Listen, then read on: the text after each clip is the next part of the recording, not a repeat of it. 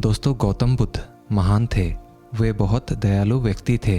वह अपनी दया, अपनी करुणा, अपना प्यार और अपना ज्ञान सभी मनुष्यों में बांटने में यकीन रखते थे और यही शिक्षा वे अपने शिष्यों को भी दिया करते थे। वैसे तो गौतम बुद्ध के हजारों शिष्य थे, लेकिन जब उनका कोई भी शिष्य बुद्धत्व को प्राप्त कर लेता तो गौतम बुद्ध उसे किसी एक दिशा में भेजते और उस शिष्य से कहते थे कि तुम वहाँ जाकर वहाँ के लोगों में अपने ज्ञान को बांटो, उन लोगों को जागरूक करो, लोगों को धर्म और ज्ञान के बारे में बताओ, उन लोगों की समस्याओं का समाधान करो, उनके अज्ञान को दूर करो। तुमने आश्रम में जो भी सीखा है, जो भी अनुभव किया है, वही उन्हें भी सिखाओ। लेकिन महात्मा बुद्ध के इतने शिष्यों में से एक शिष्य ऐसा भी था जो कई सालों से गौतम बुद्ध के साथ रह रहा था। उस शिष्य को ऐसा लग रहा था कि मुझे भी बुद्धत्व प्राप्त हो चुका है, अब मुझे भी किसी दिशा की ओर जाना चाहिए। मैं भी अपना ज्ञान लोगों तक पहुंचाऊंगा और लोगों को जागरूक करूंगा। फिर वो शिष्य एक दिन महात्मा बुद्ध के पास आया और उनसे कहा कि हे बुद्ध, मुझे आपके पास शिक्षा ग्रहण करते हुए 6 साल हो चुके हैं। मैं इतने सालों से आपके साथ हूँ। आपने मुझे जो भी ज्ञान दिया है, जो भी आपने मुझे सिखाया है, वो सब कुछ मुझे बहुत अच्छे तरीके से याद है। मेरे बाद यहाँ पर आपके पास बहुत सारे शिष्य आए और आपने उन्हें किसी न किसी दिशा में ज्ञान का प्रचार करने के लिए भेज दिया, लेकिन आज तक आपने मुझे किसी भी दिशा के तरफ ज्ञान का प्रचार करने नहीं भेजा। ऐसा क्यों गुरुदेव? क्या मुझसे कोई गलती हो गई है या मुझ में कोई कमी है, या फिर कहीं आपको ये तो नहीं लगता कि मुझे बुद्धत्व प्राप्त नहीं हुआ है? उस शिष्य की यह बातें सुनकर गौतम बुद्ध मुस्कुराते हैं और फिर उस शिष्य से कहते हैं कि मेरे प्यारे शिष्य, तुम्हें बुद्धत्व प्राप्त हुआ है या नहीं, ये तो मैं नहीं जानता, ये तो तुम्हें ही पता लगाना होगा। गौतम बुद्ध की यह बात सुनकर वो शिष्य बोलता है कि हे गुरुदेव, आपने इन 6 सालों में जो कुछ भी मुझे सिखाया है, जो कुछ भी मुझे दिया है, जितना मुझे सिखाया गया है, वो सब कुछ मुझे मुँह ज़बानी याद है। आप चाहें तो मेरी परीक्षा ले सकते हो। मैं आपके हर प्रश्न का उत्तर देने में सक्षम हूँ। मैं बस इतना चाहता हूँ कि गुरुदेव, आप मुझे एक मौका अवश्य दें, मेरे ऊपर यकीन रखें और मेरा विश्वास करें, ताकि मैं और शिष्यों की तरह किसी दिशा में जाकर लोगों में ज्ञान बांट सकूं और आपके सिखाए ज्ञान को लोगों तक पहुंचा सकूं, उनका मार्गदर्शन कर सकूं, उनकी समस्याओं का समाधान कर सकूं। अपने शिष्य की बातों का जवाब देते हुए महात्मा बुद्ध ने कहा कि ज्ञान की बातें याद रखने से कुछ नहीं होता, इन्हें अपने जीवन के आचरण में उतारना भी जरूरी है, क्योंकि जब तक तुम खुद उन बातों को नहीं अपनाओगे, तब तक तुम किसी और से नहीं कह सकते कि वो भी इन बातों को अपना ले। अगर तुम ऐसा करोगे तो लोग तुम्हें मूर्ख समझेंगे और तुम्हारी बातों पर यकीन करने के बजाय वो तुम्हें गालियाँ देंगे, तुम्हें अपशब्द कहेंगे, बेवजह की तुम्हें बातें सुनाएंगे। गुरुदेव की बातें सुनकर वो शिष्य बोलता है कि हे गुरुदेव, चाहे कुछ भी हो, मुझे आप एक मौका अवश्य दें, जिससे कि मैं भी अपनी ख्याति को फैला सकूं, लोगों को अपना ज्ञान बांट सकूं। आप मेरे ऊपर एक बार भरोसा करके तो देखिए, मैं किसी को भी अपने ज्ञान से प्रभावित कर सकता हूँ।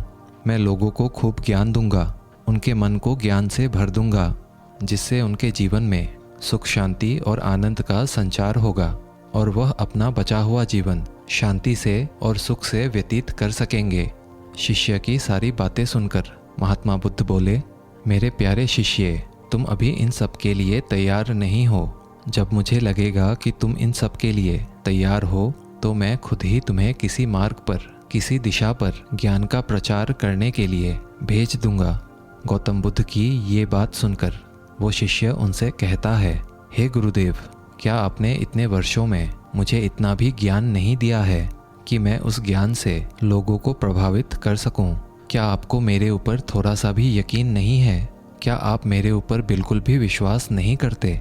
गुरुदेव, इन वर्षों में मैंने आपसे बहुत कुछ सीखा है, बहुत सारा ज्ञान आपसे अर्जित किया है। आप मुझे मेरे ज्ञान को सिद्ध करने का बस एक मौका दीजिए। गौतम बुद्ध सब कुछ जानते हुए भी उन्होंने अपने शिष्य को एक मौका दे दिया। वह अपने शिष्य से कहते हैं कि अच्छा ठीक है, कल तुम पूर्व दिशा की ओर जाना। तुम्हें कुछ दूर आगे जाने के बाद एक गांव मिलेगा। तुम्हें उस गांव से भिक्षा मांगकर लानी है और वहां पर रहने वाले सभी गांव वासियों की अपने ज्ञान से सहायता करनी है। उनकी समस्याओं का समाधान करना है और वहां से आने के बाद मुझे सारी बात बतानी है कि कैसे किस प्रकार तुमने उन लोगों की मदद की। फिर महात्मा बुद्ध ने आगे अपने शिष्य से कहा कि कल सुबह सुबह ही तुम उस गांव के लिए निकल जाना। महात्मा बुद्ध की यह बात सुनकर वो शिष्य बहुत ही प्रसन्न हो जाता है, मानो उसकी खुशी का कोई ठिकाना है ही नहीं। उसने गौतम बुद्ध को प्रणाम किया और आज्ञा ली और अपने कुटिया की तरफ चला गया। वो शिष्य बहुत ज़्यादा प्रसन्न था। प्रसन्नता के कारण उसे रात भर नींद नहीं आती है। वह सुबह होने का इंतज़ार करने लगा कि कब जल्दी से सुबह होगी। वह पूरी रात अपने ज्ञान को इकट्ठा करते रहा, समेटता रहा। वह मन ही मन ये सोच रहा था कि कल मैं अपने ज्ञान की ऐसी परम छाप छोड़ूंगा, ऐसी ऐसी ज्ञान की बातें बताऊंगा कि वहाँ के लोग मेरे से प्रभावित हो जाएंगे और साथ ही गौतम बुद्ध भी मेरे से प्रभावित हो जाएंगे और फिर मेरे ऊपर किए गए भरोसे पर उन्हें बहुत ही ज़्यादा गर्व होगा। बस ये सारी बातें सोच सोच कर वो शिष्य बहुत ही ज़्यादा उत्साहित हो रहा था। उसकी रात तो कट ही नहीं रही थी, लेकिन फिर भी उसने जैसे तैसे रात को काट ही लिया। फिर सुबह होते ही प्रातःकाल जल्दी ही वह गौतम बुद्ध के पास आया, उनको प्रणाम किया और उनका आशीर्वाद लेकर पूर्व दिशा की ओर चला गया। वो शिष्य गौतम बुद्ध के बताए गांव में पहुंच गया। जब वो शिष्य गांव के भीतर घुसा तो किसी ने उसका आदर नहीं किया। जब उसने उन गांव वालों से भिक्षा मांगी तो उन्होंने उसे भिक्षा भी नहीं दिया। उन गांव वालों ने उस शिष्य के साथ अभद्र व्यवहार किया। पूरे गांव के अंदर उस शिष्य को एक भी व्यक्ति ने भिक्षा नहीं दी। आखिर में पूरे गांव में एक व्यक्ति ने उसे भिक्षा दी थी, वो भी फेंक कर दी। उस शिष्य को उसके साथ किए गए ऐसे व्यवहार पर बहुत क्रोध आया। उसने वह भिक्षा ग्रहण भी नहीं की। उन गांव वालों ने उसके साथ बहुत ही बुरा व्यवहार किया। शिष्य मन ही मन सोच रहा था कि ये गुरुदेव ने मुझे यह कैसी जगह भेज दिया। इन लोगों को तो बात भी नहीं करनी आती।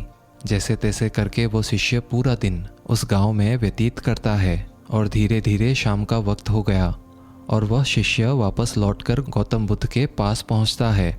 जब वो शिष्य आश्रम पहुंचा तो गौतम बुद्ध ने उस शिष्य की माथे पर चोट देखी और उस चोट से खून बह रहा था। फिर गौतम बुद्ध ने अपने शिष्य को बैठाया और उसके घाव पर मरहम लगाए।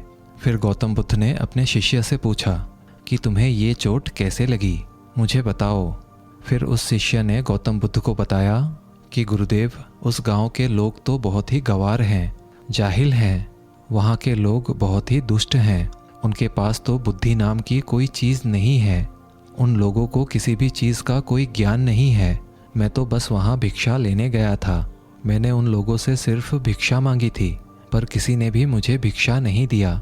एक व्यक्ति ने मुझे भिक्षा दी, पर उसने भी भिक्षा मुझे फेंक कर दी और कहा, ये तुम्हारा ही है, इसे उठा लो। उसने ऐसा किया तो उस समय मुझे बहुत क्रोध आ गया, लेकिन मैंने अपने क्रोध को शांत किया और उन्हें काफ़ी समझाने की कोशिश की, लेकिन वो तो मेरी एक बात भी नहीं सुने। उन्हें तो थोड़ी सी भी बुद्धि नहीं है। जब मैंने उन्हें ज्ञान देना चाहा, समझाना चाहा, तो वो ज्ञान सीखने के बजाय मेरे साथ हाथापाई करने लगे, मुझे गांव से भगाने लगे। मुझे वहाँ से भगाने के लिए उन लोगों ने मेरे ऊपर पत्थर से वार किए।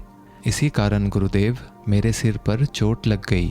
गुरुदेव, अब मैं उस गांव में भिक्षा लेने फिर कभी नहीं जाऊंगा। आप मुझे अब किसी और दिशा में भेजिएगा, किसी और गांव में भेजिएगा, पर मुझे वापस उस गांव में कभी मत भेजना। मुझे आप ऐसे गांव में भेजिए जहाँ के लोग बुद्धिमान हो, जिन लोगों को पता हो कि एक भिक्षु के साथ कैसा व्यवहार किया जाता है। अपने शिष्य की बातें सुनकर गौतम बुद्ध मुस्कुराने लगे और अपने शिष्य से बोले, अच्छा मान लो मैं तुम्हें भिक्षा लेने के लिए किसी और दिशा में भेज दूं, दूसरे गांव में भेज दूं, लेकिन अगर वहां भी तुम्हें ऐसे ही लोग मिले, ऐसा ही गांव मिले, तो फिर तुम क्या करोगे? फिर वो शिष्य गौतम बुद्ध से बोला कि हे गुरुदेव, ऐसे लोगों को तो कोई भी ज्ञान नहीं दे सकता। वे लोग अज्ञानी हैं, उनको ज़रा भी ज्ञान नहीं है। ऐसे लोगों को भला कौन ज्ञान दे सकता है? ऐसे लोगों को अपना समय देना मतलब अपना समय बर्बाद करना है। मैं ऐसे लोगों के पीछे अपना समय बर्बाद नहीं कर सकता। मैं अपने ज्ञान को ऐसे लोगों को कभी नहीं दे सकता। महात्मा बुद्ध अपने शिष्य की सारी बात सुनकर उससे कहते हैं कि मेरे प्यारे शिष्य, वो लोग अज्ञानी नहीं हैं। उन लोगों के पास तो ज्ञान का भंडार है, परंतु उनकी समस्या ये है कि वो ज्ञान उनका खुद का है, और यदि तुम दूसरों को अपने ज्ञान से ठेस पहुंचाओगे तो उन्हें अपने ज्ञान से तकलीफ दोगे। तो ऐसा कैसे हो सकता है कि वो लोग तुम्हें कुछ भी ना कहे? ऐसा तो हो ही नहीं सकता। ऐसे लोग तुम्हें हर जगह मिलेंगे। तुम चाहे कहीं भी चले जाओ, दुनिया के किसी भी कोने में चले जाओ, तुम चाहे उत्तर दिशा में जाओ या फिर पूर्व दिशा में जाओ, दक्षिण में जाओ या फिर पश्चिम दिशा में जाओ, तुम्हें हर तरफ चारों दिशाओं में ऐसे ही लोग मिलेंगे। तब तुम भला किसे ज्ञान बांटोगे? फिर तुम अपने ज्ञान से उनका भला कैसे करोगे? फिर महात्मा बुद्ध ने आगे कहा कि अच्छा ठीक है, तुम आज आराम कर लो और कल शाम को तुम मेरे पास आ जाना। वो शिष्य महात्मा बुद्ध को प्रणाम करता है और अपनी कुटिया में चला जाता है और जाकर आराम करता है। दूसरे दिन गौतम बुद्ध के आज्ञा के अनुसार शाम को वो शिष्य उनके पास आता है।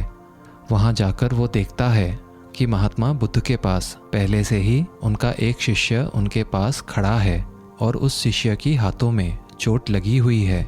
गौतम बुद्ध ने उस शिष्य की हाथों पर मरहम लगाया और उसकी पट्टी की।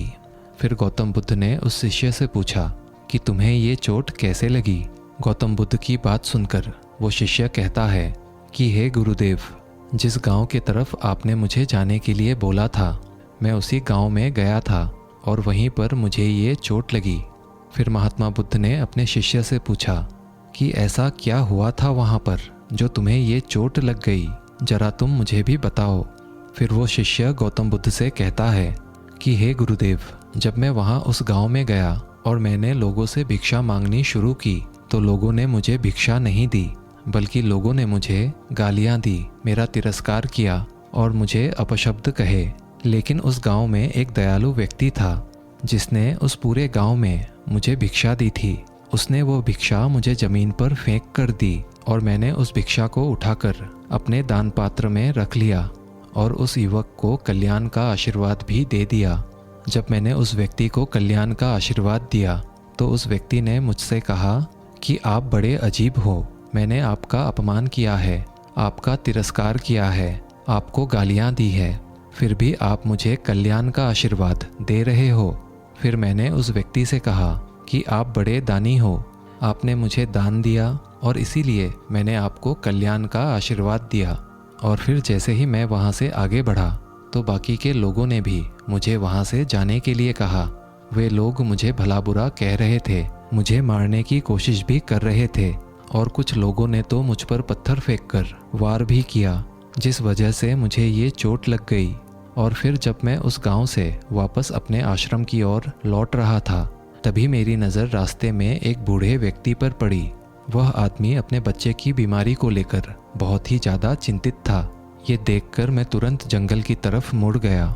फिर जंगल से मैंने कुछ जड़ी बूटियाँ लाईं और फिर उस बच्चे को लगाने की कोशिश की, लेकिन वहाँ पर कुछ लोग मुझे जड़ी बूटी को उस बच्चे पर लगाने दे ही नहीं रहे थे। फिर मैंने उनसे काफ़ी विनती की, उनके सामने हाथ जोड़े और कहा कि मुझे इस बच्चे का इलाज करने की अनुमति दो। इसके बाद आप लोग मुझे जैसा कहोगे मैं वैसा ही करूँगा। अगर आप लोग यह चाहते हो कि मैं यहाँ से चला जाऊँ और कभी वापस ना आऊँ तो भी मैं वैसा ही करूँगा, लेकिन एक बार मुझे उस बीमार बच्चे की मदद करने दीजिए, उसे जड़ी बूटी लगाने और पिलाने दीजिए। फिर उसके बाद उस व्यक्ति ने, जिसने मुझे दान दिया था, उसने गांव वालों को समझाया और फिर गांव वाले भी उस व्यक्ति की बात समझ गए। फिर उन गांव वालों ने मुझे उस बच्चे को जड़ी बूटी पिलाने दी और फिर थोड़ी ही देर बाद वो बच्चा बिल्कुल ठीक हो गया, स्वस्थ हो गया। और फिर उन सभी गांव वालों ने मेरे साथ किए गए गलत व्यवहार के लिए मुझसे माफ़ी मांगी और मुझे धन्यवाद भी दिया। और फिर मैंने वहाँ से विदा ली और आश्रम की तरफ लौट आया। लेकिन गुरुदेव, मेरी आपसे एक विनती है। उस गांव के लोग बहुत ही भोले हैं, बहुत ही सीधे हैं। उन लोगों को अभी बहुत कुछ सीखना है, तो क्या उस गांव में मैं रोज भिक्षा मांगने जा सकता हूँ। अगर आप मुझे अनुमति दें तो मैं रोज उसी गांव में जाना पसंद करूँगा। महात्मा बुद्ध दूसरे शिष्य की बातें वह पहला शिष्य खरा खरा चुपचाप सुन रहा था, और जब उसने सारी बातें सुन ली तो वो महात्मा बुद्ध के चरणों में जा गिरा और उनसे कहने लगा कि हे गुरुदेव, मैं सब कुछ समझ गया हूँ कि आप मुझे क्या समझा रहे थे। आप सही कह रहे थे कि मैं अभी उस लायक हूँ ही नहीं कि मैं लोगों को ज्ञान बांट सकूँ, लोगों को राह दिखा सकूँ, लोगों को सुख और शांति की प्राप्ति करवा सकूँ। शिष्य की सारी बातें सुन गौतम बुद्ध ने कहा कि हम जैसे भीतर होते हैं ठीक वैसे ही लोग हमें बाहर भी दिखाई देते हैं। जैसे हम होते हैं वैसे ही लोग हमें बाहर भी मिलते हैं। इसीलिए अगर तुम्हें किसी को बदलना है तो पहले वो तुम खुद हो। सबसे पहले तुम अपने आप को बदलो। जब तक हम खुद को नहीं बदलेंगे तब तक हमें बाहर कोई परिवर्तन नज़र नहीं आएगा और ना ही हम कुछ बदल पाएंगे। सबसे पहले स्वयं में परिवर्तन लाना बहुत आवश्यक है। कोई भी ज्ञान किसी को देने से पहले उसे स्वयं के आचरण में लाना बहुत ही ज़्यादा ज़रूरी है। अगर तुम ऐसा नहीं करते हो तो तुम दूसरे लोगों के सामने हंसी का पात्र बन जाओगे। लोग आपको गलत नज़र से देखेंगे। दोस्तों, गौतम बुद्ध सही कहते हैं कि सबसे पहले कार्यों को हमें खुद करके देखना चाहिए, उसके बाद ही हमें दूसरों को उस कार्य के बारे में बताना चाहिए। स्वयं महात्मा बुद्ध भी अपने जीवन में ऐसा ही करते थे। जब भी वो किसी बात को अच्छे से जान लेते थे, समझ लेते थे, उसे अपने जीवन में उपयोग कर लेते थे, उसके बाद ही दूसरों को वह बात समझाया करते थे। और ऐसा करके आप हर बार किए गए कार्यों को दूसरों को बता सकते हो और उन कार्यों में आई हुई समस्या का हल भी कर सकते हो। दोस्तों, आशा करते हैं आपने इस कहानी से ज़रूर कुछ ना कुछ मूल्यवान सीखा होगा। कहानी अगर अच्छी लगी हो तो वीडियो को एक लाइक और चैनल को सब्सक्राइब कर ही लीजिएगा। मिलते हैं अगले वीडियो में, तब तक के लिए धन्यवाद।